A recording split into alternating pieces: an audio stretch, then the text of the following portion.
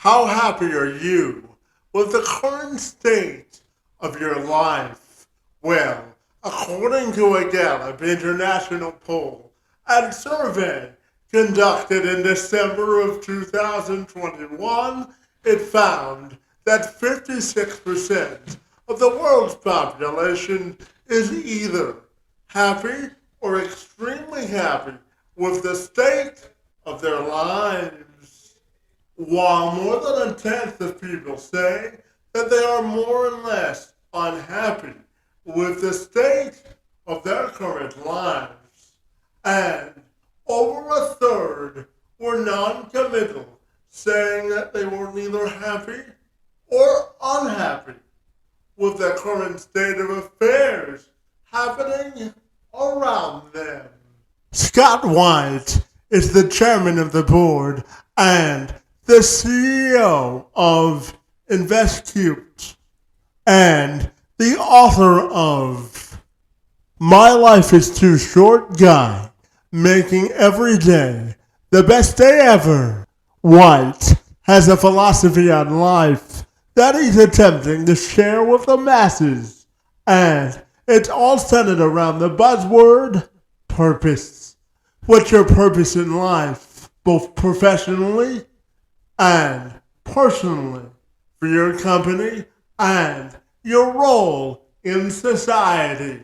Those are just some of the questions I had a chance to tackle when I sat down with White to have an in-depth conversation about purpose, life meaning, and so much more. I'm Kevin McShann. Let's have this conversation.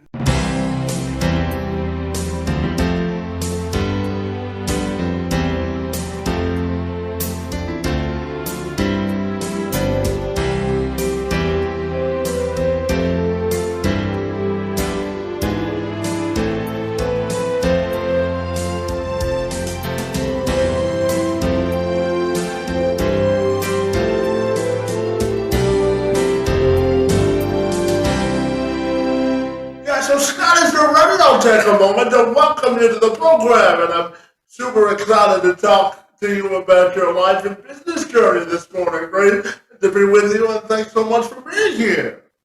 Thank you.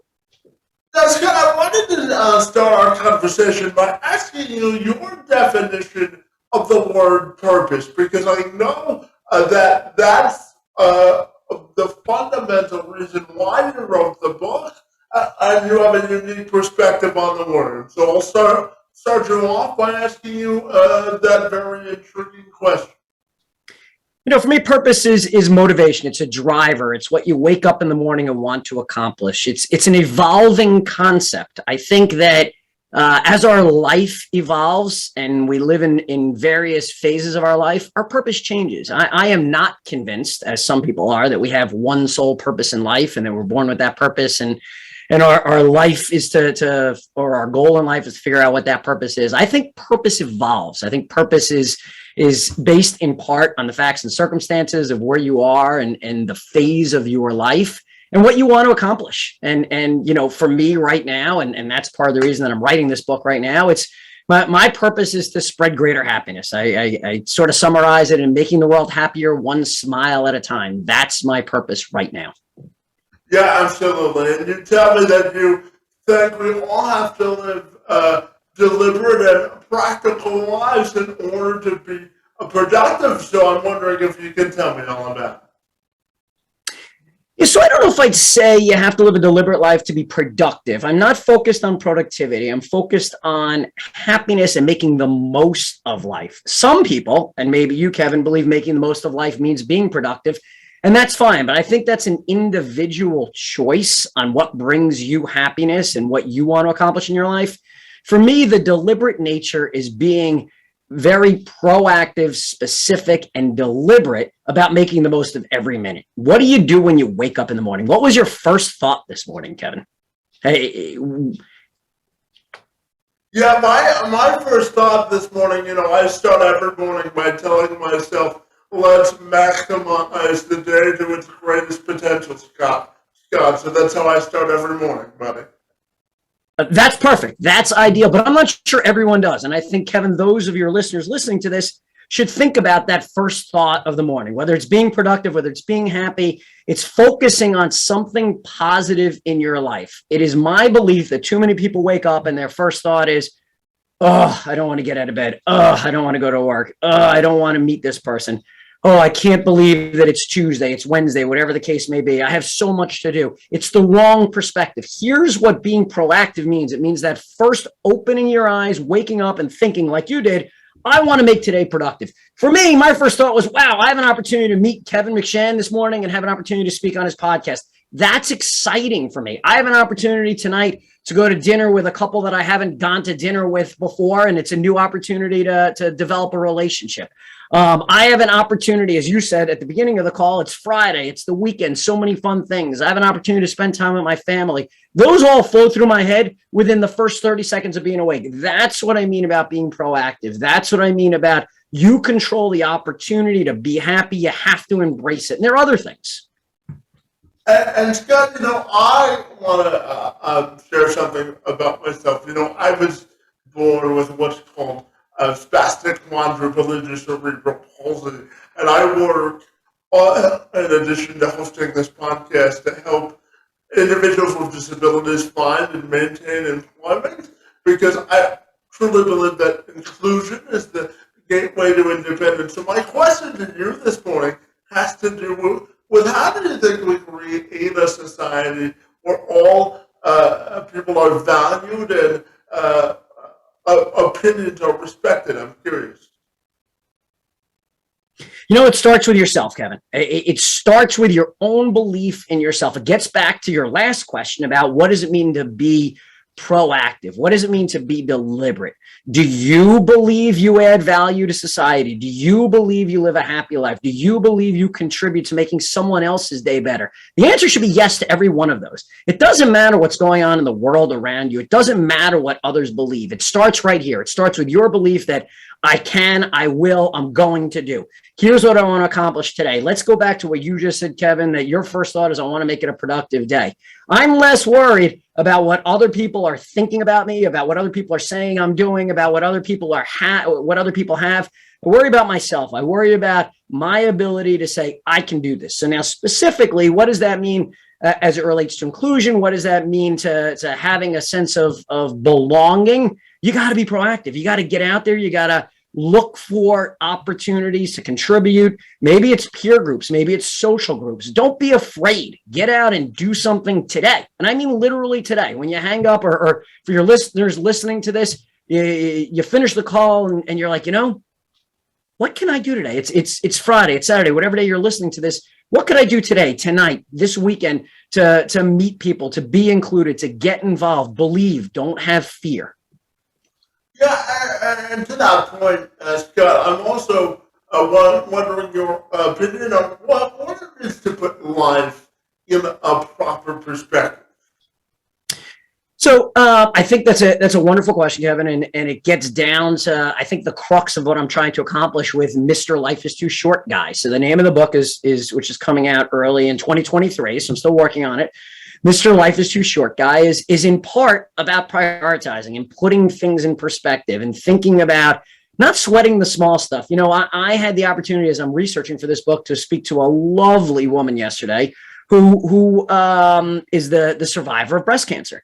And her name is Amy, and Amy explained to me how, before her diagnosis and her going through the recovery process, she might sweat the small stuff. She might care about, the exact example I think she gave me was the toilet was clogged or overflowing. Now she realizes, I survived cancer. I survived chemotherapy. I lost all my hair and it came back.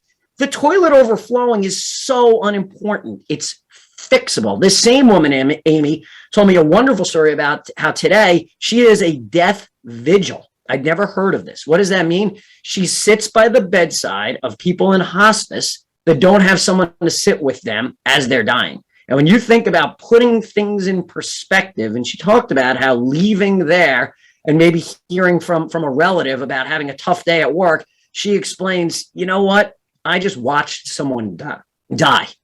You want to talk about putting things in perspective. my goal, my hope, and the point of me writing this book is that you have those aha moments, as I like to call them, right now, today, Kevin. Don't wait until you're diagnosed with an illness. Don't wait until you have to deal with some sort of negative in your life. Have that aha moment today and say, you know what?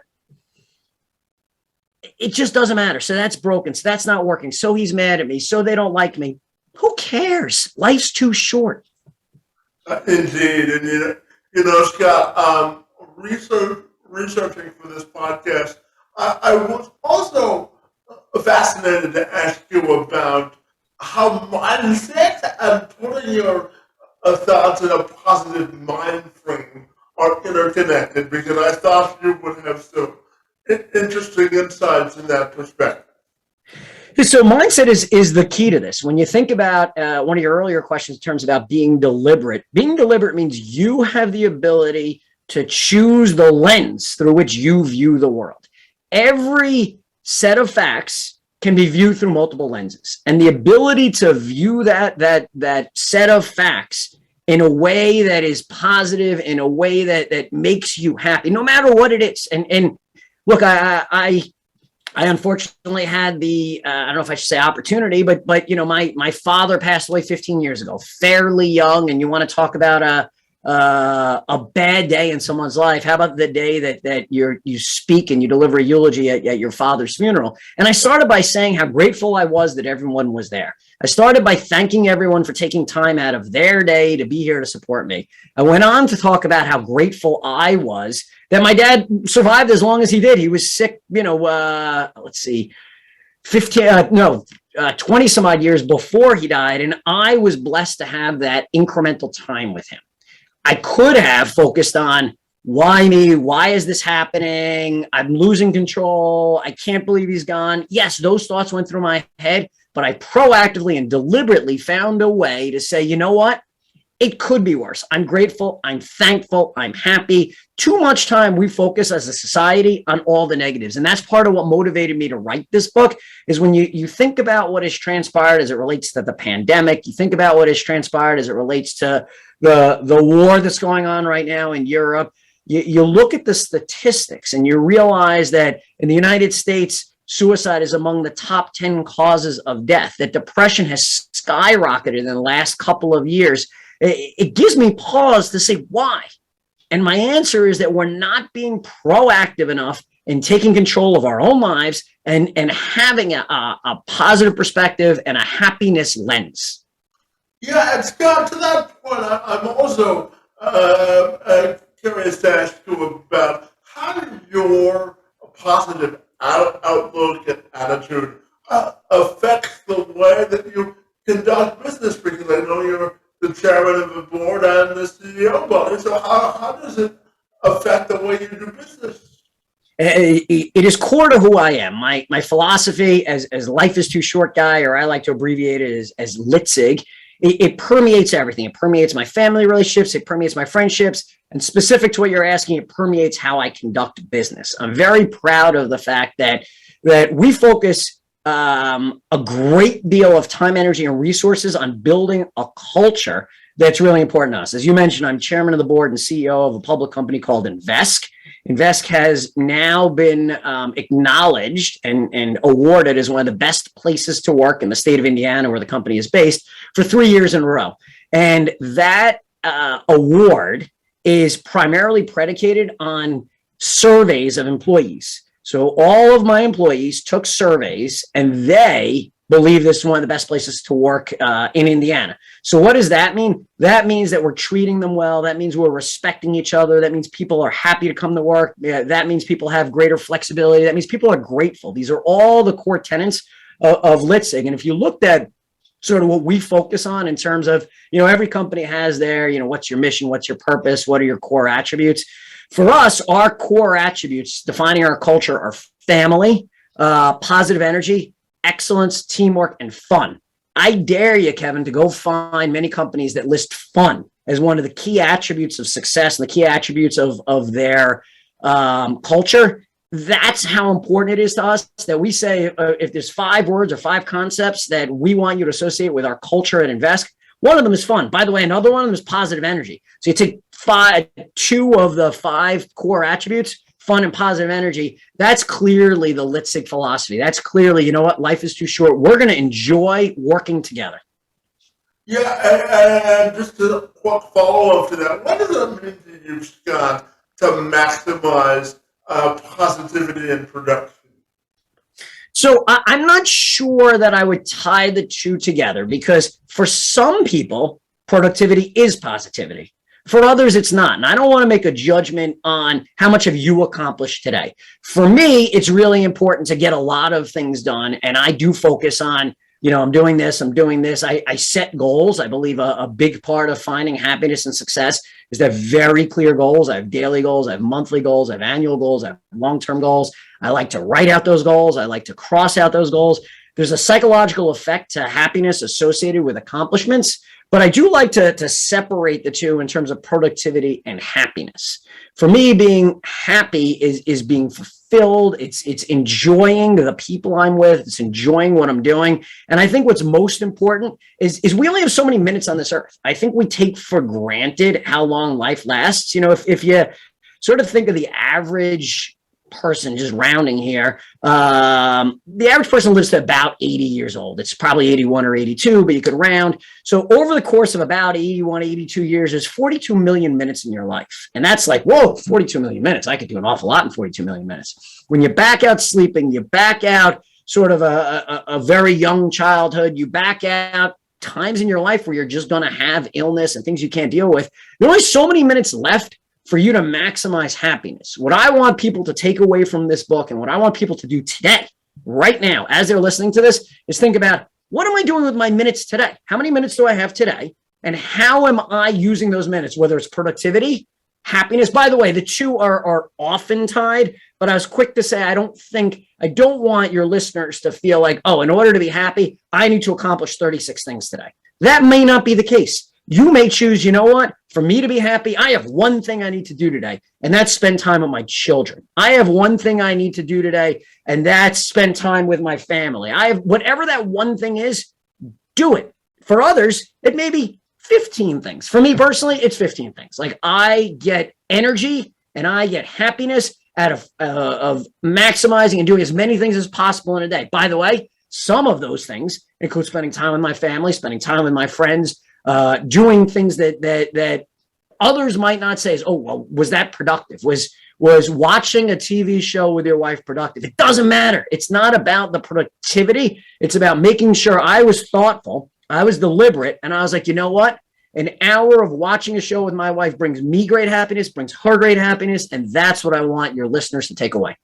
Yeah, and Scott, I'm looking at the pictures behind you, and I'm wondering if there are any significance to you, buddy. They're still, they look like a fun group of people behind you. So what do the pictures behind you symbolize, buddy? I'm curious. So there's two sets of pictures up there. One is, I'm an avid runner. I do believe exercise is super important to happiness. There are many studies that correlate developing positive brain chemicals and regular exercise. I run almost daily. I ran 7 miles this morning before this call. So most of the plaques you see behind me are from marathons I've completed. I've completed 15 marathons and 1 Ironman. So I think that's really important. The other thing that you see up there is, so I went to college at Rutgers, and I'm a huge Rutgers fan. And I think that one of the key messages in my book and my philosophy, Litzig and Mr. Life is Too Short guy, is you need something to associate with, to have real passion about. Too many people, in my opinion, go through life sort of passing through without making a mark, without really contributing, without caring, without having, what I'd like to call extreme passion. I have extreme passion for Rutgers.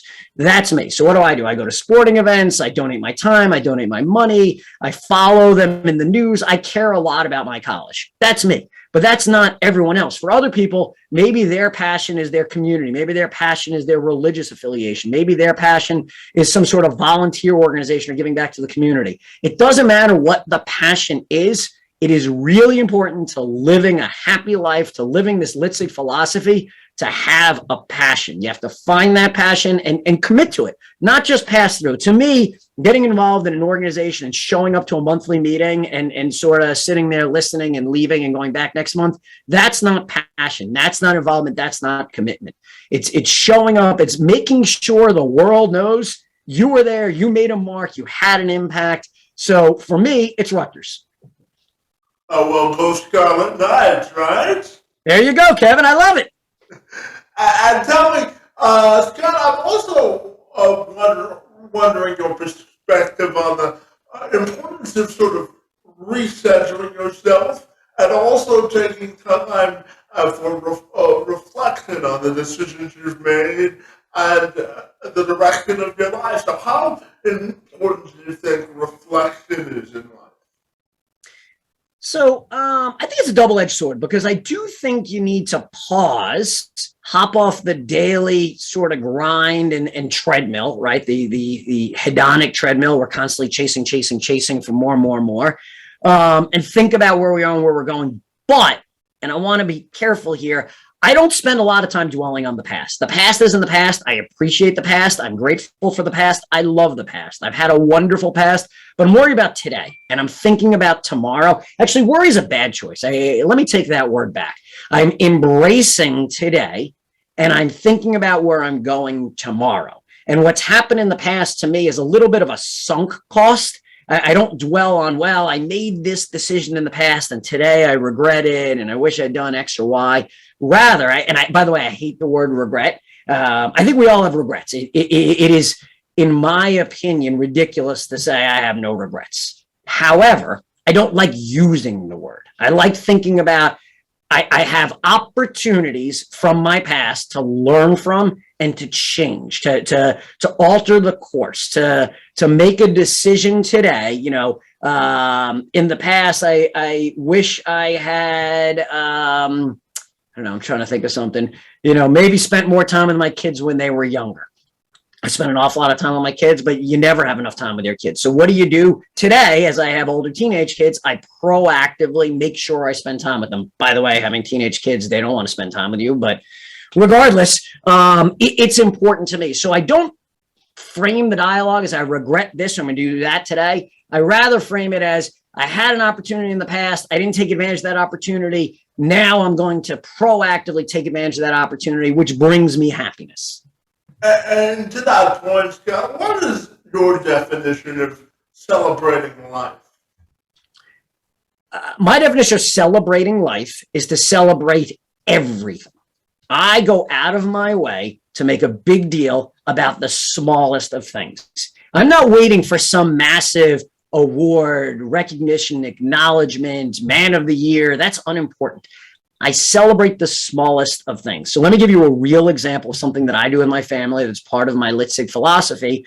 Is at year end, and we did this in December, we went out to dinner, and sneaking my iPad under my jacket. It's a cold winter, dark night. I drive. I take my iPad, which by the way is not a tiny iPad. It's a decent sized iPad. I have it under my jacket, and we sit down at the dinner table, and I take out the iPad, and already my teenage daughters are rolling their eyes like, oh boy, what is he doing?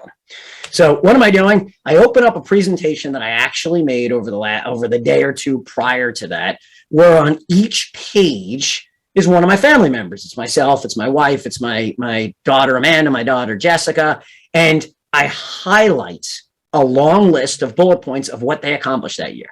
And it's not earth-shattering. It's not finding the cure for cancer. It's not, winning the Nobel Prize. It's succeeding in school. It's advancing in hobbies. It's embracing volunteer opportunities. It's good grades. It's taking on new responsibilities, whatever the case may be. I acknowledge for each of them individually, here's what you should be celebrating as we look back on the last year. Then I look at family, sort of, there's a page in there that says, here's what we as a family accomplished. And by the way, some of those things are just trips. So you're celebrating a trip, Scott? Really? Yes, I'm celebrating last year that my family and I had the opportunity to spend a week in California. That's fantastic. I'm celebrating that my family and I had a chance to go away for the summer to a lake house. That's fantastic. Then I have a separate page for my wife and I, because we're a couple and we celebrate that happiness and things that go together. So that's a very deliberate, again, getting back to one of your first questions, how do you be deliberate when you focus on happiness? I proactively put together a presentation, showed up at dinner, and share that presentation. Now, logically, the next question is, does it have to be sort of such a formal, like, on the one hand, you say you celebrate everything, and then you show up with a presentation? Well, I think there's two answers to that. One, I celebrate every day. I acknowledge as I meet people, I talk to people, my family, my friends, even strangers.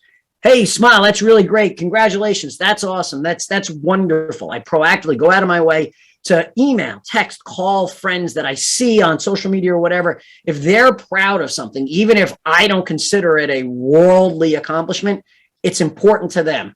Acknowledging it, making them smile, that matters a lot. Yeah, and my final question to that point, Scott, is when you look at your life legacy, both personally and professionally, how do you want that to be defined? It gets back to the purpose, right? So when you think about what is your purpose in life, I think your legacy is often defined by what you ultimately decided your greatest purpose in life was. And my purpose has evolved over time. When I was just coming out of college, my purpose was to build an amazing career. And then at some point in time, shortly after actually the events of 9/11, I decided my purpose was to bring children into the world and raise wonderful children and build an amazing family. Over the last few years, as I've progressed in my career, my family has grown up, and I self-reflect, I truly realize, and I think I have found my ultimate purpose is to make the world happier. I am disappointed and quite frankly, angry and upset by, and I use negative words there deliberately, by how much negativity is in the world. There is too much opportunity for happiness, and I am taking on my life mission now, my purpose, and I hope my ultimate legacy is to make the world happier one smile at a time. I want my tombstone to say, Mr. Life is too short, guy. And Scott, finally, tell me if people want to get connected with you, what's the best way they can do that, brother? So we're actually working on the book and building out a website right now, which isn't quite done yet. I'd say the easiest way is to reach out to me by email. Fairly soon we'll have a website up and running. But for now, the email address is scott.e.white, the number 2, @gmail.com. That's scott.e.white, the number 2, @gmail.com. And shortly we'll have a website up and have some more information available. Well, Scott, I have to tell you, this was a fantastic way to start a Friday, wasn't it? To have a conversation about finding purpose and living life to the max. I really want to thank you for your work in the space and time on my behalf and for engaging in conversation with me this morning. It's most appreciated. Thank you so much, Kevin. I wish you a wonderful day. I wish you great happiness and smiles, and I'm sure our paths will cross again soon. Take care. Be well.